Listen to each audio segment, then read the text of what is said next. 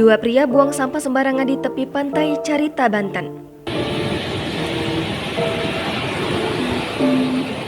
Beredar sebuah video memperlihatkan dua orang pria membuang sampah dari gerobak mereka. Video tersebut diunggah oleh akun Instagram @onlinenews_idn.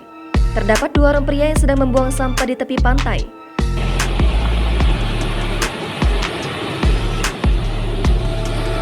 Salah satu dari mereka menahan gerobak yang mereka bawa, dan satunya lagi menurunkan sampah dari gerobak tersebut. Terlihat sampah-sampah tersebut berupa plastik, kertas, potongan kayu, hingga bekas makanan. Bahkan terlihat beberapa sampah sudah terseret oleh arus pantai. Diketahui, pantai tersebut merupakan pantai Carita yang berlokasi di Pandeglang, Banten.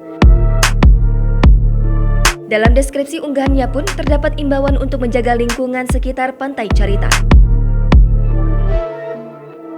Pengunggah pun menuliskan untuk mempersilahkan memberikan kata-kata mutiara kepada dua pria tersebut.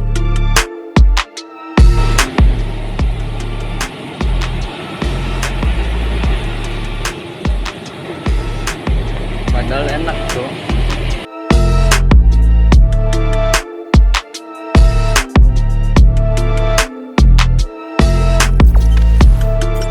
Jangan lupa subscribe, share, komen, dan like ya.